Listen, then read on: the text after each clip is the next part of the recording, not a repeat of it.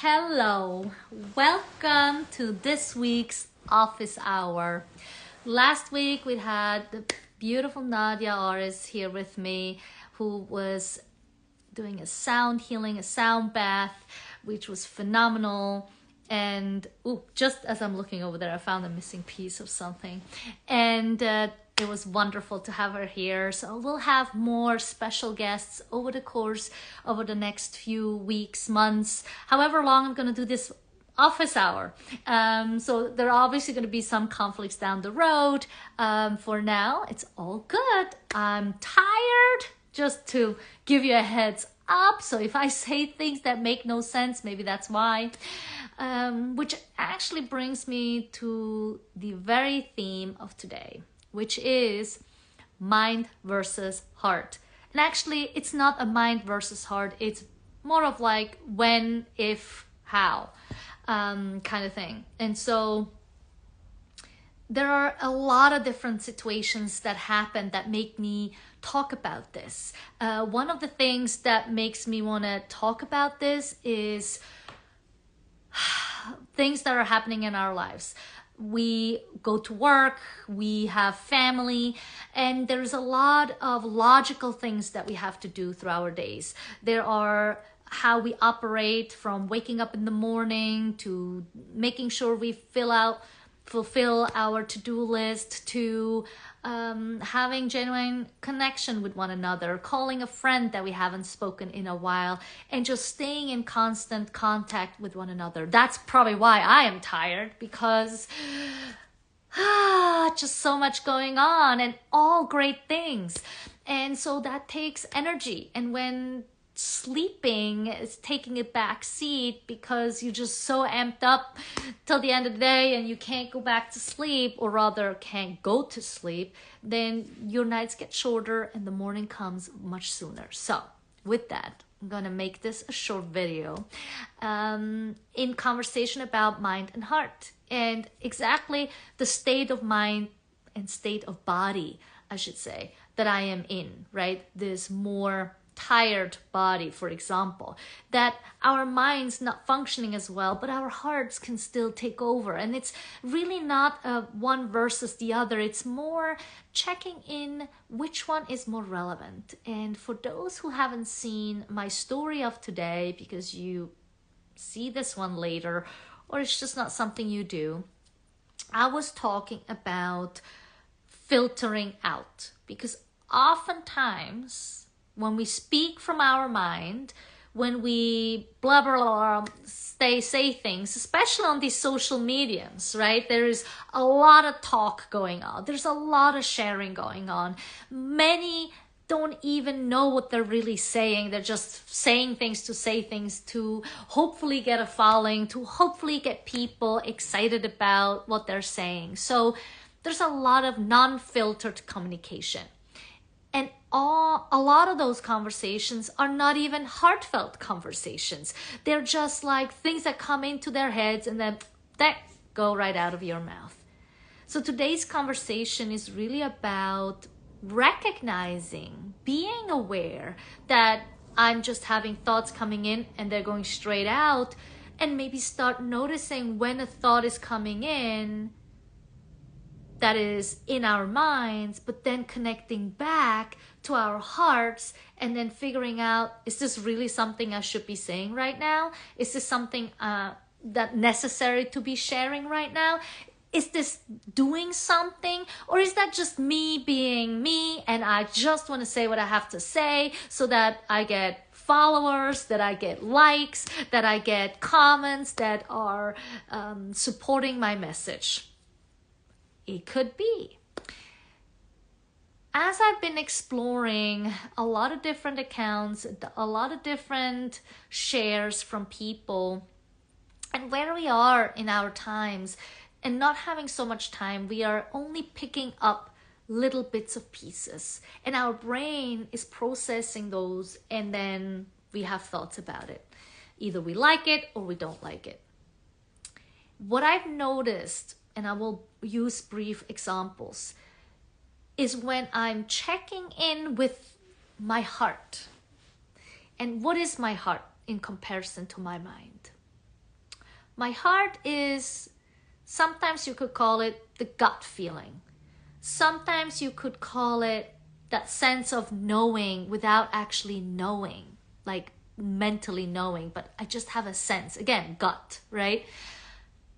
Intuition could be another term for that. It's something that it's just something, right? For example, you're walking down the street and then a friend you never see just shows up. Like, that just had to happen. Obviously, that's not with you personally, but like some things sometimes happen in our lives that are just unpredictable. And so when we touch onto this part, we become more aware. We sense something. And again, it doesn't have to be comfortable all the time. Anyway, so where am I going with this? So here are some examples that I've had where it was a mental note and that's it. I didn't go any further to, see why am I not doing this. But I have made that adjustment because I was aware of my thought. All right, bear with me. There are multiple situations. I'll share with you that first situation that I had this morning. I had someone share with me a few different things, and my initial thought was, I want to tell them that drains me. It takes a lot of energy from me when I'm taking in this, these videos. Be it helpful or not, this is not the debate, right? It's not about the content of the information. It's just receiving external information that it can drain us. There's nothing to do with the conversation. So that's just a fact, right? But then there was another part that I wanted to share that had nothing to do with that experience. It was more of like a personal taste and take on that. And I removed that whole part. I filtered that part out because one, depending on what state of mind someone will be, they can take information in a pleasant way and in an unpleasant way. So our minds sometimes are good at that, right? Our minds can actually take charge, and that's why it's not mind versus heart. It's more of like checking in which one really matters. This is why I'm using this. So in my mind, I'm like, I just want to get rid of this. And my heart is like, I just want to be honest. I want to let it all out and just stop this whole thing, right? But would that really be beneficial? Would it be really helpful? My mind checked in and it said like, no, you do not want to do that. Because that wasn't about the centerpiece of the videos. It was about the other person, right? So that's one example. Meaning, so in that, and it happens maybe to us often when we write emails, we want to, let's say we made a mistake and we want to explain ourselves and tell the details on like why I make this choice and why I, messed up or, finding reasons to apologize. I have noticed that if I'm like, that comes from the heart, right? But is it a heart because I want to be kind to the people? Or is it the heart just to make myself feel better? So that's where the mind has to come in. And so like, that is for you to feel better. If it's just for me to feel better, filter it out. Because that information is not important. What we want to stay with is what we can comprehend logically that is not harmful or rude, and it's just part of what it is. That's one version of mind-heart conversation where the mind is taking over. Here is another example on the opposite end, where it was my mind at first making the call on like what I'm going to do next, and then it was my heart coming in and make a change about it. And now you'll see that it's not right or wrong. It's just asking ourselves to be more specific and more focused. What is my goal here? Is my goal to be heart-centered and connected, or do I want to share something just to share something and let it be at that term? All right, so here's the other example before I lose track and you lose me. Especially when it comes to my son, it happens all the time, right? As a parent, and I had just had a conversation with another parent. As a parent, you have two jobs. One job is to mentally be resourceful and show boundaries and what is allowed, what's not, and what to make a good person, right? Follow rules and regulations. And then there's the other part of a parent where it's about showing love and kindness, unconditional love and care and all these beautiful things. That can, at least for me, can be in conflict. That's why I have a spouse who takes care of one part and I take care of the other part, which not always is that easy to separate, but that's how I realized it is, right? So the example I have is I'm downstairs, we have an upstairs bathroom, and I'm being asked to close the door after I just came downstairs and I didn't feel like going back upstairs. So that's me mentally telling myself, why do I need to do this? Justifying my actions. Well, I checked in with myself. I checked in with my heart. I was like, you know what? It's going to be, you know how it feels, right? Coming out of the shower and it's cool on the outside. Does not feel nice. So I made myself go up the stairs and close that door, even though mentally I just didn't feel like doing it. And I did it anyways.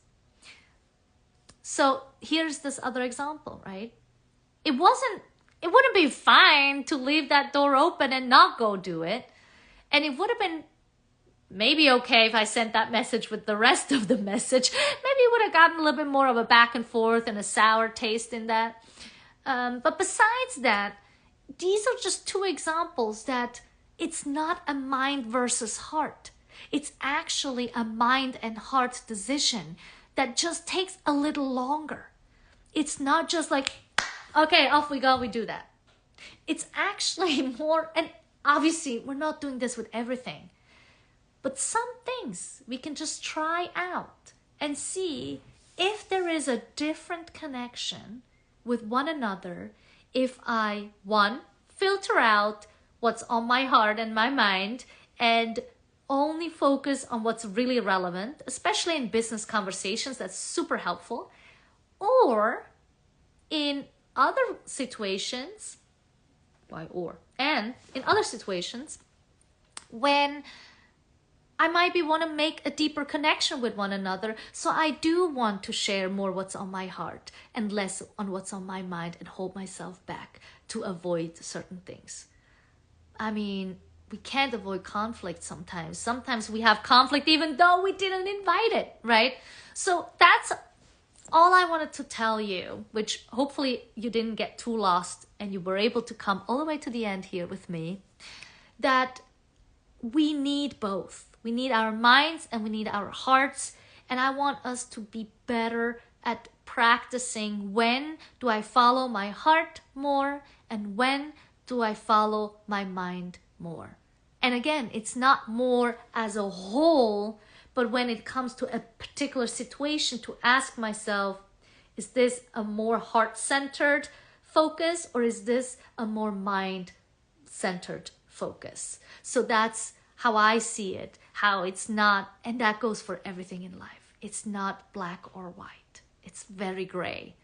It's not sun or rain. It's rainbows. It's not, you make the example. Share with me in the comments some examples that you have where it's not one or the other. It's not right or wrong. It's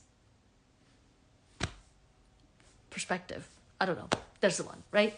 Anyway, that's just a little thing I wanted to share with you about mind and heart. I mean, there's a lot of things I could share in this regard, but before it gets too confusing, and I want to take a little break. So I'm just going to listen to my heart, say thank you and goodbye. And I hope you're taking something away. Let me know in the comments what's happening. And I can't wait for hear from you. All right. Have a good day.